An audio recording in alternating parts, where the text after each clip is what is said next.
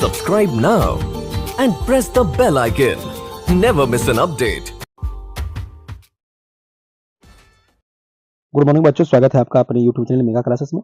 बच्चों, आज हम लोग इस वीडियो में क्लास 10th के 2025 में मैथ का जो एग्जाम हुआ है उसके पूछे गए 100 ऑब्जेक्टिव क्वेश्चन और उसके आंसर को देखेंगे। जी हाँ दोस्तों, इस बार जो बिहार बोर्ड से मैट्रिक का एग्जाम दिए होंगे उनमें मैथ का जो पेपर हुआ था उसके पूछे गए सभी 100 ऑब्जेक्टिव क्वेश्चन का आंसर आपको इस वीडियो में बताया जाएगा। प्रश्न पुस्तिका सेट कोड देखिए ए है, तो आपको सेट ए से ही मैथ के सभी 100 ऑब्जेक्टिव क्वेश्चन का आंसर बताया जाएगा। इसलिए आप लोग वीडियो को लास्ट तक देखें और एक एक ऑब्जेक्टिव क्वेश्चन को हमारे चैनल के माध्यम से आप मिला सकते हैं कि आज आपने कितना परीक्षा में सही ऑब्जेक्टिव बनाकर आया है। तो चलिए दोस्तों शुरू करते हैं। देखिए, ये पहला क्वेश्चन पूछा हुआ है कि निम्नलिखित में से कौन सा दशमलव प्रसार शांत है। निम्नलिखित में से कौन सा भिन्न का दशमलव प्रसार शांत है। ऑप्शन इसका देखिए डी होगा सही। ठीक है, ऑप्शन डी हो जाएगा सही।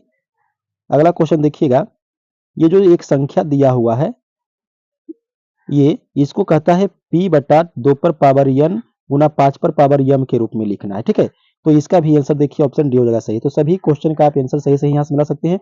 सेट ए से आपको बताया जा रहा है। अगर आपका सेट ए नहीं है तो आप अपने ये जो स्क्रीन पर क्वेश्चन दिखाई देगा उस क्वेश्चन को अपने सेट पर मिला करके सही आंसर मार सकते हैं। तीसरा क्वेश्चन है, यदि भाग एल्गोरिथम a बराबर बी क्यू प्लस आर में b बराबर 4 q बराबर 5 और r बराबर 1 है तो a का मान क्या होगा। देखिए, ये जो a बराबर बी क्यू प्लस आर दिया हुआ है इसमें अगर b का मान हम रखते हैं 4, q का 5 तो 4 गुना 5 20 और 1 21 हो जाएगा। नहीं, ऑप्शन हो जाएगा बी इसका सही। अगला क्वेश्चन देखिए, ये एक बहुपद दिया हुआ है और इस बहुपद में ये जो बहुपद है 2x square minus 4x minus 6 इसके शून्यक पूछे गए हैं। अब इसका ऑप्शन देखिए एक नंबर में दिया हुआ है 1 और 3, बी में है माइनस 1 3, सी में है 1 और माइनस 3 और डी में है ए माइनस 1 और माइनस 3। तो सही आंसर होगा ऑप्शन बी माइनस 1 और माइनस 3। ठीक है, इसमें शून्यक निकाल करके देखिएगा, ऑप्शन आपका बी आएगा सही।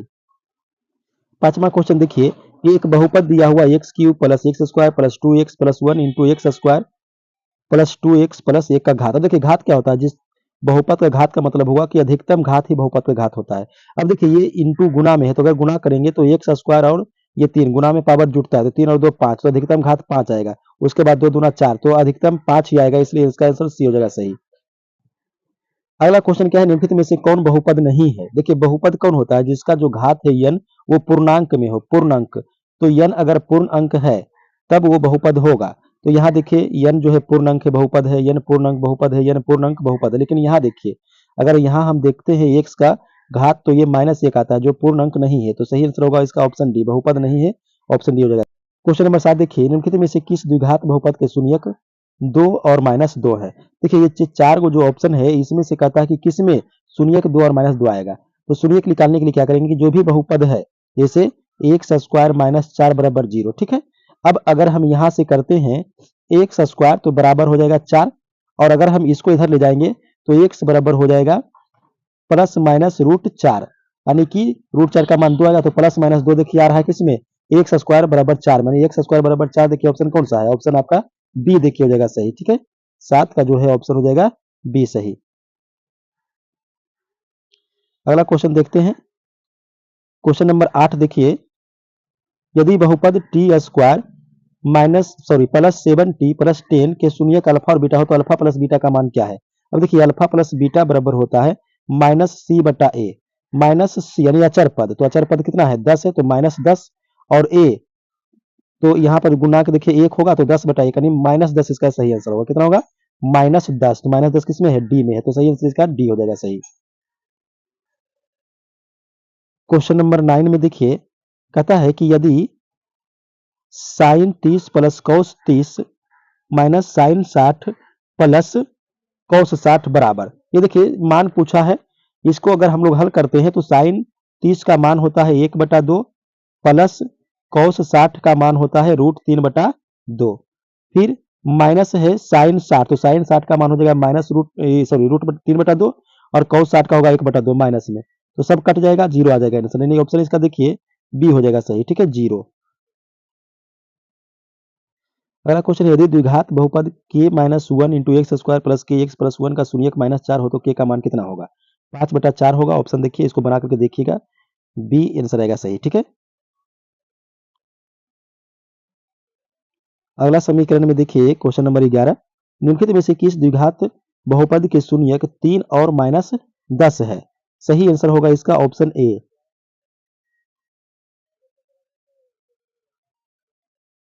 यदि किसी द्विघात बहुपद के शून्यक का योगफल 3 और उनके गुणनफल -2 है तो द्विघात बहुपद क्या होगा? अब देखिए, द्विघात बहुपद का फॉर्मूला होता है x square minus alpha plus beta into x plus alpha into beta.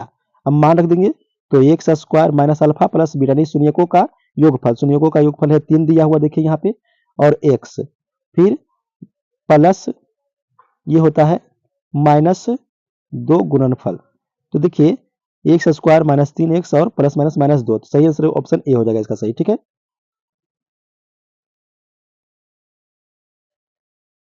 Question number 13 देखिए, यदि पी एक्स बराबर एक्स पे power 4 minus 2x³ plus 17x² minus 4x plus 30 को क्यू एक्स प्लस 2 से भाग देंगे। देखिए, ये जो x प्लस 2 से इसमें भाग देना है, तो भागफल का घात कितना होगा?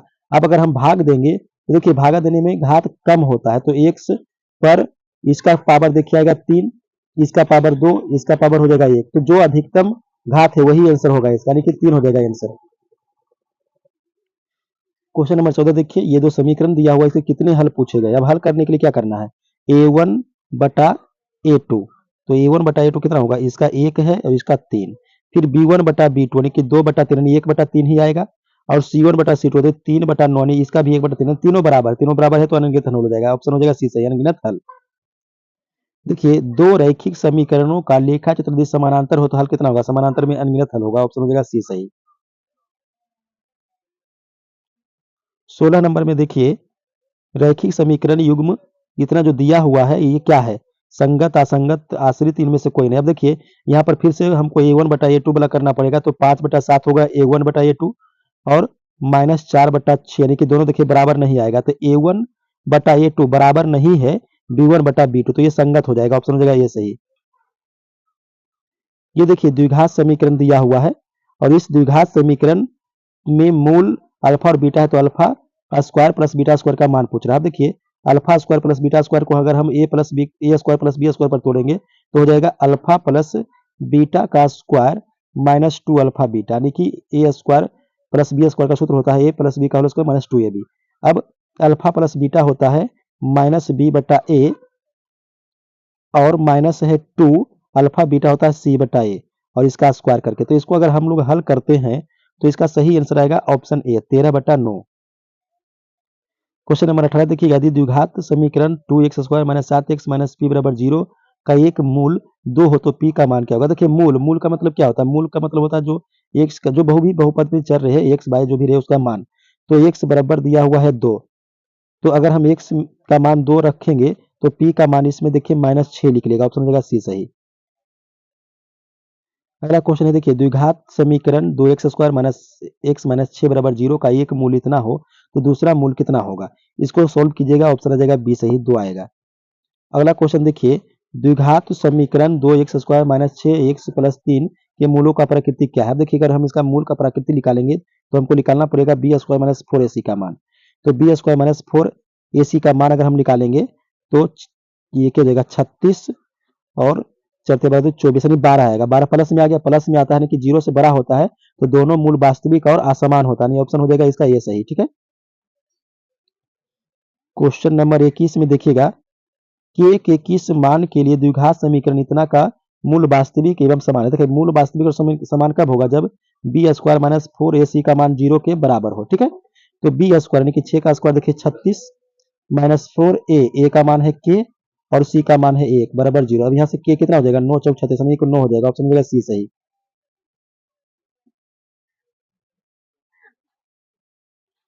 क्वेश्चन नंबर 22 देखिए, यदि बहुपद px का एक शून्यक 2 हो तो निम्नलिखित में से कौन px का एक गुणनखंड है? देखिए, शून्यक का मतलब क्या हुआ? शून्यक का मतलब हुआ जो भी बहुपद है उसका मान, तो x का मान दिया हुआ 2, तो x माइनस 2 बराबर 0 यानी कि x माइनस 2 हो जाएगा। ऑप्शन हो जाएगा ए सही। बहुपद सी एक्स स्क्वायर ए एक्स प्लस बी बराबर इतना हो तो अल्फा इंटू बीटा। देखिए अल्फा इंटू बीटा बराबर होता है सी बटा ए। सी यानी अचर पद कितना है बी है, बटा ए होता है गुणांक, तो इस सी बी बटा सी यानी ऑप्शन हो जाएगा देखिए सी सही। अगला क्वेश्चन देखिए, ये जो क्वेश्चन दे रखा है इसमें से पूछ रहा है कि कौन सा द्विघात समीकरण है, इसमें से कौन द्विघात समीकरण है। तो इसका देखिए सही आंसर होगा ऑप्शन जाकर के बी सही। ठीक है, क्वेश्चन नंबर 25 में देखिए ये जो समीकरण दिया हुआ है इसमें कह रहा है कि कौन द्विघात समीकरण नहीं है। अब द्विघात समीकरण कौन नहीं होगा, जिसका घात 2 नहीं होगा। तो यहाँ पर देखिए अगर हम इसको हल करेंगे तो रूट 2 का मान हो जाएगा 2 और फिर एक्स का स्क्वायर, और इधर भी 2 एक्स स्क्वायर, तो ये कट जाएगा नहीं, जीरो आ जाएगा, तो ये द्विघात समीकरण में नहीं आएगा। 26 में ये जो समीकरण है इसका विवेचक पूछा, तो विवेचक कैसे निकालेंगे, बी स्क्वायर माइनस 4ac करके, तो बी स्क्वायर यानी कि 49 माइनस 4 ए का मान है 2 और सी का मान 6, 6 चौक 24 दूना 48 यानी कि प्लस में 1 आएगा, ऑप्शन हो जाएगा ए सही। अगला क्वेश्चन देखिए, निम्नलिखित में से कौन सा बिंदु x बराबर 2 लेखा चित्र पर है, x बराबर 2, x बराबर 2, x बराबर 2 तीनों में है, तो इनमें सभी हो जाएगा सही। क्वेश्चन नंबर 28 में देखिए ये जो श्रेणी दिया हुआ है p+1, 2p+1, 4p-1 समांतर श्रेणी में, तो p का मान कितना होगा, तो p का मान 2 लिख लेगा, ऑप्शन हो जाएगा बी सही। ये जो क्वेश्चन दिया हुआ है 29 में, समांतर श्रेणी 1, 5 और 9 का सार मंत्र कैसे कैसे लिख लेगा, दूसरा माइनस पहला पद, तो 5 में से गया 4, ऑप्शन हो जाएगा सी सही। क्वेश्चन नंबर 30 में देखिए ये जो समांतर श्रेणी दिया हुआ 5, 8, 11, 14, इसका कौन सा पद 38 होगा, कौन सा पद 38 होगा। इसको अगर निकालिएगा ये वाला फॉर्मूला पर जाकर के, तो ए एन इक्वल टू होता है a plus n minus 1 into D. अब यनमा पद 38 दिया हुआ है, ए का मान 5 है और एन हमसे पूछा गया है, डी का मान निकालिएगा 3 है। अब यहाँ से हल करते हैं तो इधर देखिए ये आएगा तो हो जाएगा कितना, 38 में से अगर ये 5 जाएगा तो 33 और इधर आएगा तो 11, 11 में से 12 यानी कि 12वां पद हो जाएगा, ऑप्शन हो जाएगा सी सही। अगला क्वेश्चन है, यदि किसी समांतर श्रेणी का पचमा पद 11 हो, पचमा पद को हम लिख सकते हैं ए प्लस 4d और बराबर 11 है। सार मंत्र 2 है तो प्रथम पद नहीं, ये पूछ रहा है, तो ए बराबर देखिए क्या हो जाएगा 11 और इधर आएगा तो -4 और डी यानी सार मंत्र है 2, तो 4 दूनी 8 यानी कि 11 में से 8 गया तो 3, ऑप्शन देखिए सी हो जाएगा सही। अगला क्वेश्चन देखिए, n पदों वाले समांतर श्रेणी का योग n square plus 2 n plus 1 दिया हुआ, तो इसका छठा पद कितना होगा, छठा पद आप निकालिएगा 29 हो जाएगा, ऑप्शन ए हो जाएगा सही। अगला क्वेश्चन देखिए, निम्नलिखित में से कौन सा समांतर श्रेणी में, अब समांतर श्रेणी में कब आएगा, जब सार मंत्र बराबर हो। जब यहाँ पर देखिए सार मंत्र कितना का है, आगे में देखिएगा तो 6 का, फिर देखिएगा 2 का, तो ये गलत हो गया। यहाँ भी सार मंत्र देखिए गलत है, यहाँ देखिए सार मंत्र, यहाँ पर x फिर x फिर 1, तो ये ऑप्शन जो है सी सही हो जाएगा। 34 नंबर में देखिएगा, निम्नलिखित में से कौन समानांतर श्रेणी नहीं है।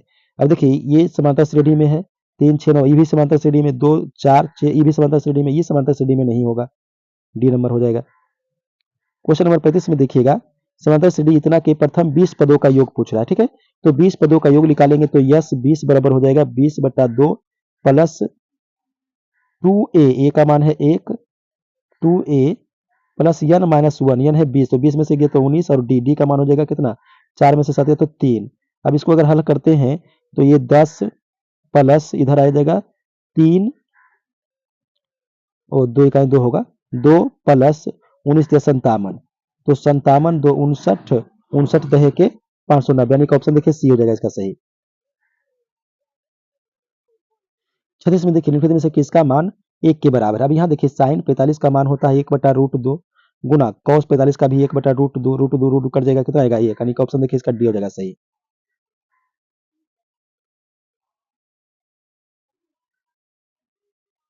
सैंतीस में देखिए cos square into 1 plus ten square का मान पूछ रहा है। अब देखिए अगर हम 1 प्लस टेन स्क्वायर को देखते तो होता सेक, और कॉस इंटू सेक हो जाएगा 1, यानी ऑप्शन हो जाएगा सी सही। अगला क्वेश्चन में देखिए tan 30 का मान पूछा है, तो tan 30 का जो मान होता है वो होता है 1/√3, यानी कि ऑप्शन हो जाएगा सी सही इसका। cos 60 का मान 1/2, ऑप्शन हो जाएगा ए सही।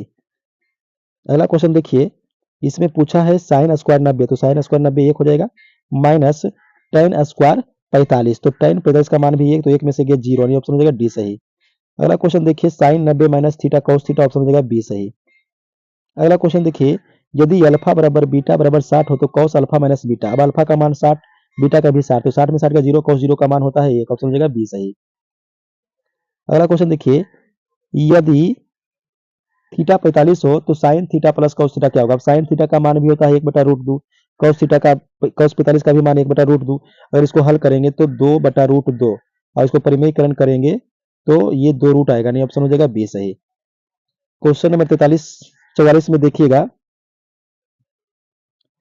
यदि a बराबर 30 डिग्री हो तो 2 tan a बटा 1 माइनस tan स्क्वायर a का मान कितना है? अब देखिए tan 30 का मान रखेंगे तो 2/√3, फिर बटा 1 माइनस tan स्क्वायर, तो 2 का स्क्वायर 4 और फिर √3। तो इसको अगर हम लोग हल करते हैं तो इसका सही आंसर आएगा tan 60, ठीक है, ऑप्शन आ जाएगा बी सही। यदि tan थीटा बराबर 12/5 हो तो साइन थीटा क्या होगा? अब देखिए tan थीटा बराबर होता है लंब बटा आधार, अगर कर्ण निकालेंगे तो कर्ण आएगा इसका वर्चुअल वाले पे यानी कि 13, तो 12/13 सही आंसर देखिए इसका बी हो जाएगा सही। अगला क्वेश्चन देखिए, question number 46, cos 59 sin 31 tan 80 cot 10, इसका मान 1 आएगा, ऑप्शन हो जाएगा बी सही। यहाँ पे अब देखिए tan 25 और tan 65 का मान किसका होगा? तो ये दोनों का मान होगा 1। अब ये किसका मान है? 90 का, sin 90 का मान 1 होता है, सी हो जाएगा सही। अगला क्वेश्चन देखिए, यदि cos थीटा बराबर 1 हो तो tan थीटा बराबर क्या होगा? अब देखिए tan थीटा बराबर होता है sin थीटा बटा cos थीटा। अब sin थीटा को हम लिख सकते हैं 1 माइनस cos स्क्वायर थीटा का रूट और बटा cos थीटा, तो नीचे में है ही। अगला क्वेश्चन देखिए, 1 माइनस cos की पावर 4 थीटा बराबर पूछ रहा है, तो देखिए 1 को क्या लिख सकते हैं? 1 स्क्वायर लिख सकते हैं, फिर माइनस cos स्क्वायर थीटा का होल स्क्वायर, क्योंकि cos स्क्वायर का स्क्वायर cos 4 हो जाएगा। अब इसको a square minus b square पर तोड़ देते हैं, तो a स्क्वायर माइनस b क्या होता है? a प्लस b और a माइनस b। अब देखिए 1 प्लस cos स्क्वायर थीटा, ठीक है, और 1 माइनस cos का हो जाएगा साइन, तो b इसका सही आंसर आएगा। अगला क्वेश्चन देखते हैं, क्वेश्चन नंबर 50 में देखिए पूछ रहा है, बाई अक्ष पर स्थित किसी बिंदु का रूप क्या होगा? बाई अक्ष पर देखिए स्थित आपका ऑप्शन बी हो जाएगा सही। अगला क्वेश्चन देखिए 50 में, ये जो दिया हुआ है बिंदु 8 साइन 60 0 फिर 0 8 cos 60 के बीच का दूरी, तो अगर हम बीच की दूरी निकालेंगे तो बीच का दूरी आपका देखिए फॉर्मूला होता है √x1 माइनस x2 का whole square plus y1 minus y2 का होल स्क्वायर। अगर यहां से अगर हम इसको हल करते हैं तो इसका सही आंसर आएगा ऑप्शन सी, ठीक है, इसको हल करके देख लीजिएगा।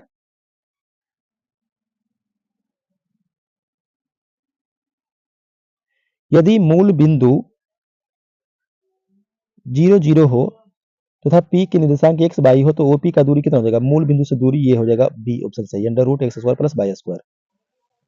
अगला क्वेश्चन देखिए, बाई अक्ष से बिंदु इतना का दूरी, अब देखिए बाई से दूरी पूछ रहा है, तो बाई, तो ये बाई का मान है, इससे दूरी कितना है? तो 12 है, ऑप्शन हो जाएगा ए सही।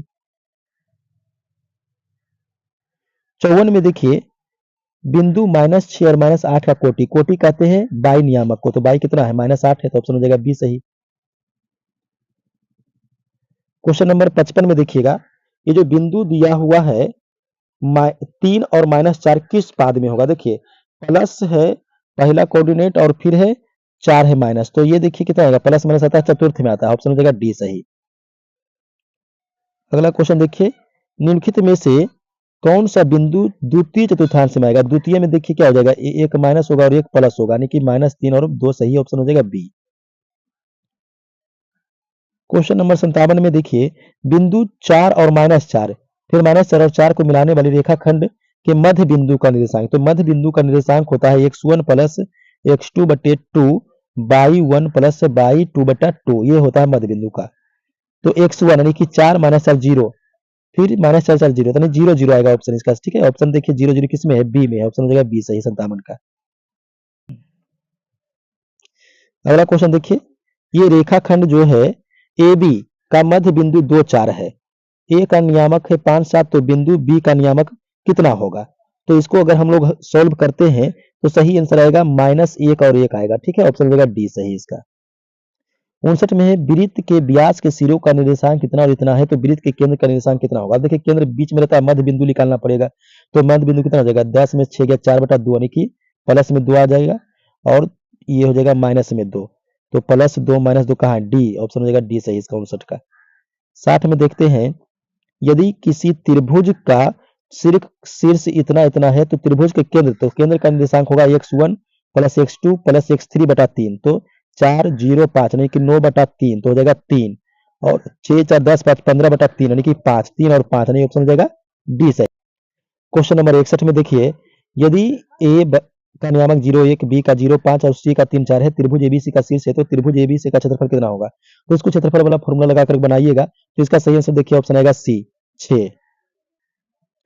अगला क्वेश्चन देखते हैं, क्वेश्चन नंबर 62 में देखिए, tan 10, tan 23, tan 80 और tan 67 का मान कितना होगा? 1 होगा। अगला क्वेश्चन देखिए, समरूप त्रिभुज दिया हुआ है, इसका क्षेत्रफल का अनुपात तो भुजा। अब देखिए समरूप त्रिभुज का जो क्षेत्रफल का अनुपात होता है वो संगत भुजा के वर्ग होता है, तो इस किसका हो जाएगा 10 और 12, 10 12 यानी कि ऑप्शन हो जाएगा सी सही। अगला क्वेश्चन है, दो वृत्त नहीं सॉरी किसी वृत्त के दो अलग बिंदुओं पर प्रतिच्छेद करने वाली रेखा का कहते हैं छेदक रेखा कहते हैं, ऑप्शन हो जाएगा बी सही। क्वेश्चन नंबर 65 में देखिएगा, दो समरूप त्रिभुज के संगत भुजा 4:9 में है, तो त्रिभुज के क्षेत्रफल का अनुपात क्या होगा? देखिए समरूप त्रिभुज का जो क्षेत्रफल का अनुपात होता है वो भुजा का स्क्वायर होता है, तो 4 का स्क्वायर 16 और 9 का 81, 16 और 81 देखिए बी हो जाएगा सही। अगला क्वेश्चन देखते हैं, क्वेश्चन नंबर 65 में देखिए, त्रिभुज एबीसी और डीएफ दो त्रिभुज जो है समरूप है, ठीक है, दो त्रिभुज एबीसी और डीएफ ये समरूप है। बीसी है 3, ईएफ है 4 त्रिभुज। अब देखिए जो ऊपर में बनाए थे वही दिया हुआ है, दो त्रिभुज के जो क्षेत्रफल है उसका अनुपात भुजा का स्क्वायर का अनुपात होता है, अगर इसको आप लोग हल करिएगा तो सही आंसर आएगा 56 आएगा, ऑप्शन हो जाएगा ये सही। क्वेश्चन नंबर 67 में देखिए, त्रिभुज एबीसी में कोण ए बराबर 90, बीसी बराबर 13 और ए बी बराबर 12, ये समकोण त्रिभुज है, एसी का मान पूछे। देखिए ये समकोण त्रिभुज बनाएंगे, ये ए दिया हुआ है, ये बी अगर है, ये सी है, तो कितना है बीसी है 13, ये 13 है, और एसी ए बी दिया हुआ है ये 12, तो ये 5 आएगा, ठीक है, कितना आएगा 5, ऑप्शन हो जाएगा सी सही।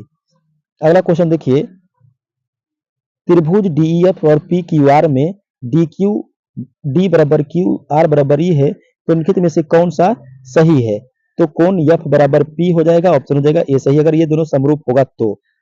अगला क्वेश्चन हम लोग देखते हैं, ये एक त्रिभुज दिया हुआ है A B C D F, संगत भुजा बराबर है, यानी ये जो है क्या हो गया समरूप। अब समरूप हो गया तो 40 है 80 है, तो 40 80 40 और 80 कितना हो गया 40 और 80 हो गया 120, तो 60 आएगा, ये ऑप्शन हो जाएगा सी सही। 70 में है, दो प्रतिच्छेदी वृत्तों के उभयनिष्ठ स्पर्शों की संख्या कितनी होगी? अब देखिए एक वृत्त इसको प्रतिच्छेद कर रहे हैं, एक स्पर्श रेखा यहाँ एक स्पर्श कई होगा 2 होगा, ऑप्शन हो जाएगा बी सही।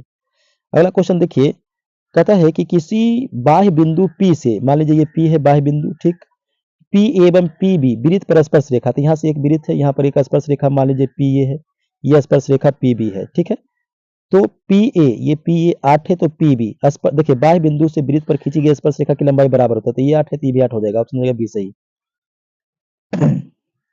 अगला क्वेश्चन देखिए, यदि PA बराबर PB बाह्य बिंदु P से केंद्र O वाले वृत्त पर खींची गई स्पर्श रेखा, यानी कि इसको समझिए, यहाँ एक वृत्त है, इसका केंद्र जो है वो O है, और ये P है, इसका PA हो गया और ये PB हो गया, ठीक है। अब कहता है कि ये जो कोण है APB ये वाला कोण जो है वो 80 है, तो POA ये कोण निकालना है। अब देखिए ये 80 है, तो इसका मतलब ये कोण ये वाला 40 आ जाएगा, ठीक। लंब होता है तो 90 आ गया, तो 90 40 130, और एक त्रिभुज में होता है 180, तो 50 बच गया है, ऑप्शन हो जाएगा बी सही। चलिए अगला क्वेश्चन देखेंगे, क्वेश्चन नंबर 73 कहता है कि वृत्त पर स्थित किसी बिंदु पर खींची गई स्पर्श रेखा स्पर्श बिंदु से होकर जाने वाली त्रिज्या पर कितना होता है? लंब होता है, तो 90 ऑप्शन हो जाएगा डी सही इसका, ठीक है। अगला क्वेश्चन देखिए, दो वृत्त की त्रिज्याओं का अनुपात दिया हुआ, तो क्षेत्रफल का अनुपात क्या हो जाएगा? देखिए क्षेत्रफल क्या हो जाएगा पाई आर स्क्वायर, नीचे भी मान लीजिए पाई आर स्क्वायर, पाई पाई कटेगा, आर का स्क्वायर, तो एक त्रिज्या है 3, तो 3 का स्क्वायर 9, एक है 16, तो 9:16 नहीं, ऑप्शन हो जाएगा सी सही।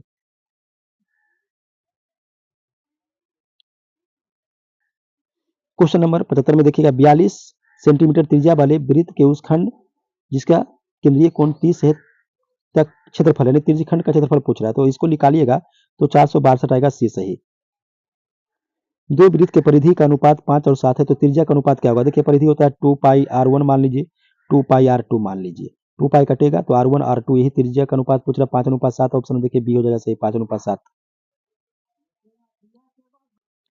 क्वेश्चन नंबर 77 में देखिए 7 sec square minus 7 tan square का मान पूछ रहा है। देखिए 7 है सेक स्क्वायर तो सेक को लिख सकते हैं 1 माइनस टेन स्क्वायर ए और फिर माइनस है 7 टेन स्क्वायर ए। तो देखिए 7 टेन स्क्वायर कटेगा, 7 इकाई 7 बचेगा, यानी ऑप्शन हो जाएगा बी सही, 7 हो जाएगा सही। यदि x बराबर a cos थीटा और y बराबर b sin थीटा हो तो b स्क्वायर एक्स स्क्वायर ए स्क्वायर और y स्क्वायर का मान कितना होगा? तो इसका मान देखिए a स्क्वायर b स्क्वायर आएगा, यानी ऑप्शन हो जाएगा इसका ए सही। एक मीनार के शीर्ष का उन्नयन कोण, एक मीनार है, इसके शीर्ष का उन्नयन कोण जो है वो 60 डिग्री है। पाद की दूरी 10 है तो मीनार की ऊंचाई ये निकालना है, 10√3 आएगा, ठीक है, ऑप्शन हो जाएगा बी सही। एक पतंग पृथ्वी से 30 मीटर की ऊंचाई पर है, पृथ्वी से 30 मीटर की ऊंचाई पर यहाँ पतंग है, ठीक है, 30 मीटर, ये 30 मीटर है। इसकी डोर पृथ्वी से 60 डिग्री की, इसका डोर जो है पृथ्वी से 60 डिग्री का कोण बना रहा है। डोर की लंबाई यानी ये आपको निकालना है। तो इसमें देखिए ये जो लंब दिया हुआ है ये कर्ण है, तो लंब और कर्ण आ जाएगा साइन में, तो साइन 60 बराबर कर दीजिएगा जो है लंब यानी कि 30/h और यहाँ से अगर आप निकालिएगा तो इसका सही आंसर आएगा 20√3, ठीक है, ऑप्शन हो जाएगा सी सही। अगला क्वेश्चन देखते हैं, दो गोलों के आयतनों का अनुपात 64:125 है तो पृष्ठीय क्षेत्रफल का अनुपात कितना आएगा? तो देखिए इसका सही आंसर होगा 16:25, यानी कि ऑप्शन हो जाएगा सी सही। अगला क्वेश्चन देखिए, दो बेलन का त्रिज्या 4:5 है और उसकी ऊंचाई का अनुपात इतना है तो आयतन का अनुपात क्या होगा? अब देखिए आयतन क्या होता है, पाई आर स्क्वायर एच और पाई आर स्क्वायर एच, पाई पाई कटेगा, आर का स्क्वायर यानी 4 का स्क्वायर 16 और गुना एच है 36, फिर बटा, ओ सॉरी 36 नहीं है 25 है, 5 का यहाँ है 36 और गुना एच है 49। अब अगर इसको हल करते हैं तो यहाँ से देखिए 96,175, यानी ऑप्शन जो है बी हो जाएगा सही, 96,175। अगला क्वेश्चन देखिए, ये फॉर्मूला पूछ दिया है, आर त्रिज्या वाले अर्धगोले का संपूर्ण पृष्ठीय क्षेत्रफल 3 पाई आर स्क्वायर होगा, ऑप्शन हो जाएगा सी सही। अगला क्वेश्चन देखते हैं, किसी शंकु के वक्रपृष्ठ क्षेत्रफल 880 है, त्रिज्या 14 सेंटीमीटर है तो इसकी तिर्यक ऊंचाई क्या है? अब देखिए वक्रपृष्ठ क्षेत्रफल होता है पाई आर एल और ये दिया हुआ है 880, तो 880 पाई का मान 22/7, आर का मान है 14 और यल निकालना है। इसको अगर हम लोग हल करेंगे तो 20 आएगा, सही आंसर ऑप्शन हो जाएगा बी। अगला क्वेश्चन देखते हैं 85 में, किसी घन के विकर्ण की लंबाई 2√3 है तो इसके कोर की लंबाई, अब देखिए विकर्ण का लंबाई जो होता है वो दिया हुआ है रूट इतना, ठीक है, और होता क्या है, तो होता है √3 गुना भुजा, यानी कि कोर का लंबाई 3 कटेगा 2 आएगा, यानी कि ऑप्शन हो जाएगा ए सही। अगला क्वेश्चन देखते हैं, कहता है कि एक घन का किनारा अगर दुगुना करेंगे तो कुल पृष्ठीय क्षेत्रफल पहले के कुल पृष्ठीय का कितना दुगुना हो जाएगा? तो घन का पृष्ठीय क्षेत्रफल होता है 6 भुजा स्क्वायर, अगर इसको करेंगे दुगुना तो दुगुनी 4, 4 गुना बढ़ जाएगा। किसी गोले के कुल पृष्ठीय क्षेत्रफल और उसी त्रिज्या के अर्धगोले के कुल पृष्ठीय क्षेत्रफल का अनुपात कितना होगा? ऑप्शन इसका देखिए डी होगा सही, 4:3। यहाँ देखिए गोले का कुल पृष्ठ क्षेत्रफल 4 पाई आर स्क्वायर होगा और अर्धगोले का 3 पाई आर स्क्वायर, तो कितना बचेगा? पाई आर स्क्वायर कट जाएगा तो 4:3 बचेगा, नहीं डी हो जाएगा। चलिए अगला देखते हैं, क्वेश्चन नंबर 88 में कहता है कि एक अर्धगोले का वक्र पृष्ठीय इतना है तो इसकी त्रिज्या क्या होगा? अब अगर हम देखते हैं कि गोला का जो है वक्र पृष्ठीय क्षेत्रफल होता है 2 पाई आर स्क्वायर और ये दे रखा है 1232, ठीक है, अगर इसको हम लोग हल करेंगे तो 14 आएगा, सही आंसर बी। अगला देखते हैं 88 में, cos theta plus cos square theta बराबर 1 है तो साइन स्क्वायर थीटा और साइन 4 थीटा का मान कितना होगा? अब यहाँ देखिए इसका मान आपको 1 मिलेगा, यानी बी मिलेगा इसका सही आंसर। क्वेश्चन नंबर 90 में देखिए 1 + tan स्क्वायर थीटा यानी कि हो जाएगा सेक स्क्वायर थीटा और बटा 1 + cot यानी कि cos स्क्वायर थीटा, इसको हल करेंगे तो हो जाएगा tan स्क्वायर थीटा, यानी डी हो जाएगा सही। अगला देखिए, वर्ग अंतराल 2, 5, 5, 8, 8, 11 में वर्गों की लंबाई कितनी है? 3 है, ऑप्शन हो जाएगा बी सही। क्वेश्चन नंबर 91 में देखिए यदि 4 लगातार विषम संख्याओं का माध्य 6 है तो बड़ा संख्या 9 होगा, ऑप्शन हो जाएगा बी सही। अगला देखिए, प्रथम 6 प्राकृतिक सम संख्याओं का माध्य पूछ रहा है। तो प्रथम 6 सम प्राकृतिक संख्याओं का माध्य निकालेंगे 7 आएगा। ठीक है, तो देखिए 2 है, 4 है, 6 है, 8 है, 10 है, 12 है। बटा करेंगे 6, 2 4 12 8 1 प्लस कॉट स्क्वायर थीटा। तो 1 प्लस कॉट स्क्वायर थीटा होता है कौशिक स्क्वायर थीटा, हो जाएगा बी सही। क्वेश्चन नंबर 95 में देखिए, ये जो ये दिया हुआ है इसका बहुलक पूछ रहा है। ठीक है, तो इस सारणी में बहुलक कौन हो जाएगा? जो ज्यादा रहता है वही बहुलक होता है। देखिए 5 जो है 3 बार है तो यही बहुलक हो जाएगा, ये हो जाएगा सही। क्वेश्चन नंबर 96 में देखिए, कहता है कि यदि पीई बराबर इतना हो तो पीई डैश क्या होगा? पीई डैश, तो पीई डैश यानी कि घटना नहीं होने का प्रयोगिता होता है पीई और 1 माइनस पीई, तो एक में से इतना जाएगा तो सी आ जाएगा सही। क्वेश्चन नंबर 97 देखिए, दो पासों को एक साथ फेंकेंगे तो ऊपर आने वाले अंकों का अंतर शून्य होने की प्रायिकता क्या है? तो ऑप्शन देखिए हो जाएगा बी सही, 1/6। क्वेश्चन नंबर 98 में देखिए, अगर दो सिक्कों को एक साथ उछालेंगे दोनों पर शेष आने का प्रायिकता क्या होगा? अब देखिए दो सिक्कों को एक साथ तो दोनों पर टेल आ सकता है, दोनों पर हेड आ सकता है, एक पर टेल, एक पर हेड, एक पर हेड, एक पर टेल, इसे आ सकता है। तो दोनों पर शेष आने की प्रायिकता है 1 और कुल घटना है 4, तो 1/4 यानी ऑप्शन हो जाएगा सी सही। अगला क्वेश्चन देखते हैं, किसी वर्ष में एक महीना अदृश्य चुना गया है, जून या सितंबर। तो देखिए जून या सितंबर यानी कि 2 हो गया और कुल 12 महीना है तो 2/12 यानी 1/6 हो जाएगा, ऑप्शन हो जाएगा सी सही। फिर लास्ट क्वेश्चन देखिए, एक पासे की फेंक में 4 या 5, देखिए 4 या 5 यानी 2 घटना हो गया और कुल होता है पासा में 6, तो 1/3 आएगा यानी कि ऑप्शन 1/3 किस में है? बी में, ऑप्शन हो जाएगा बी सही। तो दोस्तों आज के इस वीडियो में हम लोग मैथ का जो एग्जामिनेशन हुआ है बिहार बोर्ड 2025 में मैट्रिक का, उसमें पूछे गए सभी 100 क्वेश्चन का सोल्यूशन आज हम लोग देखें। आपको ये वीडियो अगर पसंद आया हो तो इसे अधिक से अधिक शेयर करें और यदि आप हमारे चैनल पर नए हैं तो हमारे चैनल को सब्सक्राइब कर लें। धन्यवाद।